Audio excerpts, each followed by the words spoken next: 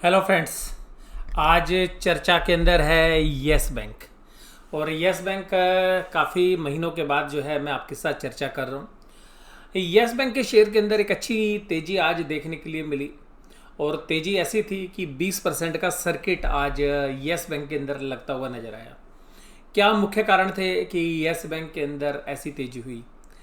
आज सेंसेक्स ने 1000 से ज़्यादा अंकों की तेज़ी जो है की। और उसका पूरा श्रेय जो है जाता है इंटरनेशनल मार्केट को और साथ में हमारे जो डोमेस्टिक इंस्टीट्यूशंस हैं उनकी बाइंग को। तो डोमेस्टिक इंस्टीट्यूशंस की जो म्यूचुअल फंड्स की एनएवी है उसकी एडजस्टमेंट होनी थी, तो उस वजह से भी आज एक अच्छा रुझान जो है पॉजिटिव साइड पर पूरे के पूरे इंडेक्स के अंदर देखने के लिए मिला। यस बैंक में 17% की तेजी क्यों हुई, तो उसका पहले मुख्य कारण सुनते हैं। दूसरा फिर डिलीवरी के बारे में हम बात करेंगे कि डिलीवरी किस तरीके की रही। आगे जो अप्रैल का महीना है उसमें रिजल्ट किस तरीके से आ सकते हैं इस बैंक के भी और बाकी बैंकों के भी। और इसके अलावा क्या हमारी जो है स्ट्रेटेजी जो है हो सकती है इस शेयर के अंदर शॉर्ट टर्म के अंदर और स्पेशली कल या आने वाले एक और दिन के अंदर, तो किस तरीके का रुझान जो है रह सकता है इस शेयर के अंदर। इन सभी चर्चाओं को जो है मैं आपके साथ डिस्कस कर रहा हूँ इस वीडियो के अंदर। तो देखिएगा, यस बैंक का शेयर आज 17% की तेजी के साथ बंद हुआ। मुख्य कारण क्या बताया जा रहा है? मुख्य कारण बताया जा रहा है कि निफ्टी नेक्स्ट 50 इंडेक्स में इसको शुमार किया जा रहा है, यानी कि इसको जो निफ्टी के 50 शेयर्स हैं उसके बाद जो अगले 50 शेयर्स होते हैं उसके अंदर इसको शामिल किया जा रहा है।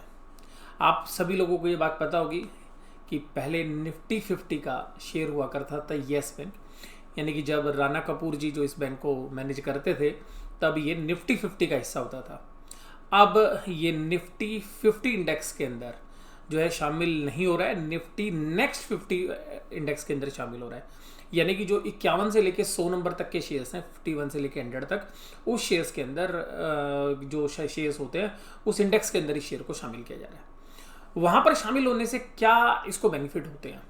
देखिएगा, जो भी निफ्टी नेक्स्ट 50 इंडेक्स के अंदर शामिल होते हैं तो जो इंडेक्स फंड्स हैं जो उस तरीके के निफ्टी नेक्स्ट इंडेक्स के अंदर इन्वेस्टमेंट करते हैं वहाँ पर एक प्रोपेशनेट बाइंग जो है इस तरीके के शेयर में करनी पड़ती है। इससे पहले भी देखिएगा, हमने एमएससीआई इंडेक्स में जब इसको शामिल होने की बात हुई थी तब भी आपके साथ चर्चा की थी। तो एमएससीआई इंडेक्स के अंदर भी जब इसको शामिल किया गया था तो भी देखिएगा इसमें एक पॉजिटिव रुझान देखने के लिए मिला था। इसी तरीके से निफ्टी नेक्स्ट 50 इंडेक्स में एक और भी संभावना व्यक्त की जा सकती है कि आने वाले भविष्य के अंदर अगर ये बैंक अच्छा परफॉर्म करता है तो ये निफ्टी 50 में भी शामिल होने का एक दावेदार बन सकता है। तो सीधी सी बात यह है कि एक जूनियर टीम में ये आ गया है और जूनियर टीम में से ही सीनियर टीम के अंदर जो है लोग जाते हैं। तो जब सीनियर टीम में से कोई रिटायर होता है तो जूनियर टीम में अच्छे परफॉर्म करने वाले लोग सीनियर टीम में प्ले करते हैं। तो कुछ समय तक जूनियर खिलाड़ी जो है जूनियर टीम में अच्छा आउट परफॉर्म करते हैं, उसके बाद वो सीनियर टीम में शामिल हो जाते हैं। उसी तरीके से निफ्टी 50 इंडेक्स जो है उसके अंदर निफ्टी नेक्स्ट 50 इंडेक्स से काफ़ी शेयर्स जो है शामिल होते रहे हैं पीछे भी पास्ट में।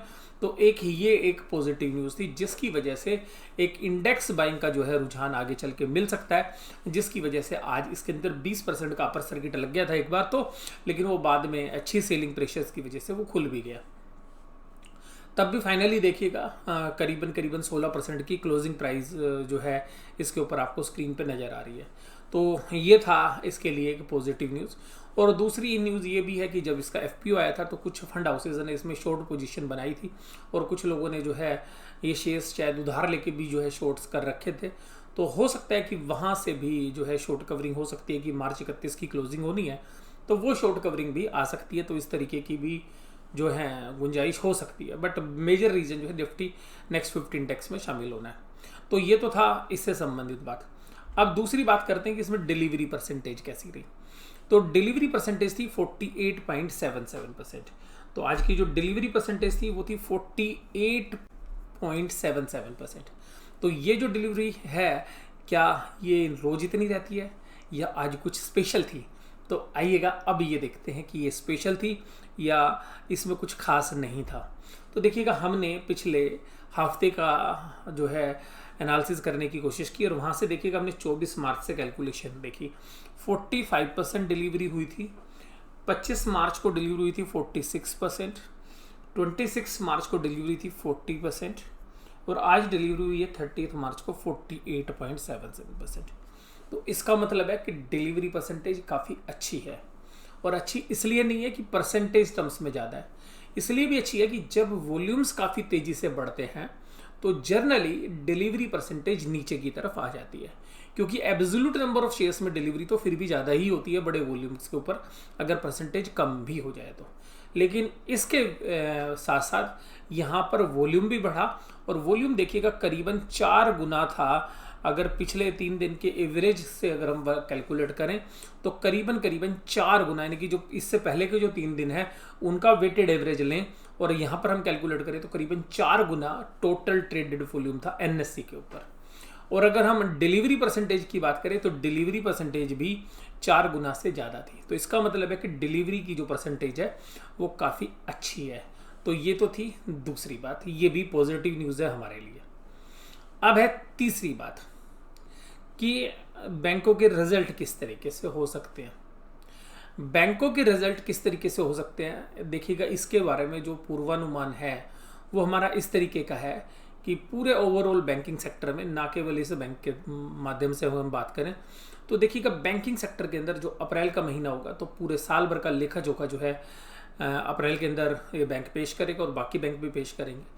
तो जो भी सुप्रीम कोर्ट के डिसीजंस की वजह से पेंडिंग एनपीए पड़ी हुई थी, जिनको कि एनपीए नहीं दिखाया गया था, जिनका परफॉर्मा एनपीए था, तो वो एनपीए जो है इस क्वार्टर में आ सकती हैं। तो जिसकी वजह से सभी के सभी बैंकों पर थोड़ा सा प्रेशर जो है देखने के लिए मिल सकता है, और स्पेशली उनके ऊपर जिन्होंने प्रोविजंस की मात्रा थोड़ी कम रखी है। तो ये जो है रुझान है। तो इसका मतलब ये कि जो अगला महीना है वो फंडामेंटल बेसिस पर रिजल्ट के हिसाब से काम करता हुआ नजर आएगा, और रिजल्ट के अंदर थोड़ी सी जो है गर्मी कम होने की जो है सुगबुगाहट जो है हमें लगती है पूरे के पूरे बैंकिंग सेक्टर्स के अंदर। अब बात आती है कि इसके ऊपर ट्रेडिंग स्ट्रेटेजी क्या हो सकती है।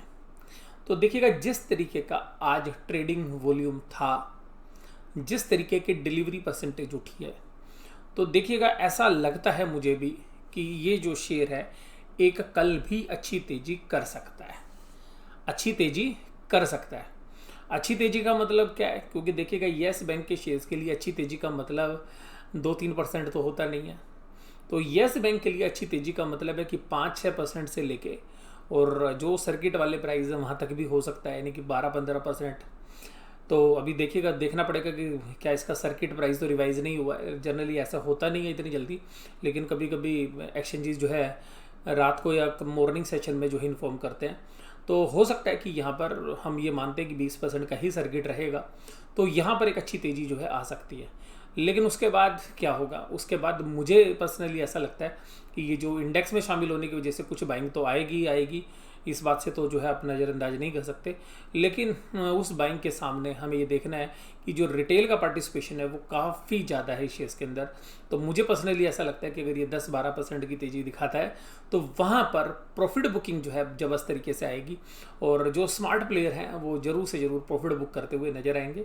और शाम तक हमें लगता है कि जो है एक नॉर्मल तरीके से, जिस तरीके से येस बैंक क्लोजिंग देता है, जिस तरीके से नॉर्मली 2-3%, 4% ऊपर या नीचे, उस तरीके की क्लोजिंग हो सकती है।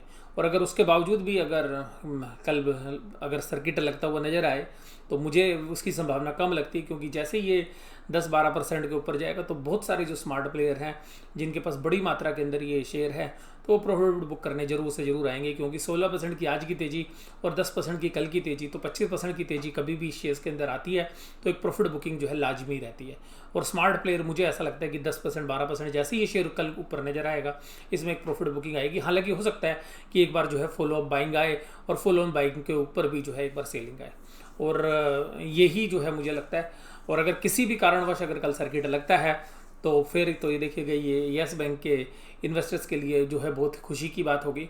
तो फिर वहाँ पर जो है मुझे लगता है कि वो जो प्राइसेस भी होंगे, अगर अपर सर्किट भी लग रहा होगा तो वहाँ पर भी शायद प्रॉफिट बुकिंग करने का ही सबसे अच्छा जो है रास्ता इस शेयर्स के अंदर देखने के लिए मिल सकता है। मैं व्यक्तिगत रूप से इस शेयर्स को ओन नहीं करता हूँ। एफपीओ में मैंने शेयर्स लिए थे, उनसे मैंने एग्जिट कर लिया था। आपके साथ डिस्क्लोजर के रूप में भी मैंने वो सारी बातें शेयर की थी। अभी फंडामेंटल बेसिस पर जब तक इस बैंक में सुधार नहीं हो रहा है तो इन प्राइस पर मुझे अभी भी ये फेवरेबल नहीं लग रहा है। तो मुझे ऐसा लगता है कि जो भी राइज आएगा वो एक अच्छा प्रॉफिट बुकिंग का संकेत जो है देगा। हालांकि आगे चल के मुझे ऐसा लगता है कि बैंक जो है अगले 2-3 क्वार्टर के बाद जो है इसमें कंसोलिडेशन या कोई इंटरनेशनल प्लेयर इनके साथ जब हाथ मिलाएगा या किसी अन्य प्रकार से जो रिस्ट्रक्चरिंग इस बैंक पे होगी तो एक अच्छे सुधार की उम्मीद हम भविष्य में जो है कर सकते हैं। बट बहुत बड़ी कैपिटल होने के कारण जो है इसमें हर हायर लेवल पर एक सेलिंग प्रेशर देखने के लिए मिलना जो है लाजमी है। और आप देखिएगा करीबन 21,000 करोड़ की जो है फ्री फ्लोट शेयर्स हैं। तो ये जो फ्री फ्लोट शेयर्स हैं तो यहाँ पर हर व्यक्ति के मन में जो है लालच आया जाता है जब शेयर 10-12-15% चलता है कि चलो थोड़ा सा तो प्रॉफिट बुक कर लें। और क्योंकि बहुत सारे इन्वेस्टर्स बहुत बड़ी मात्रा में शेयर्स हैं तो वो कुछ परसेंटेज जो है ऑफलोड करते हुए नजर आते हैं। तो मुझे लगता है कि कल भी शायद ऐसी ही स्ट्रेटेजी जो है इस शेयर्स में देखने के लिए मिलेगी। तो ये पूरा एनालिसिस मैं यहीं पे समाप्त करता हूँ। Thank you very much.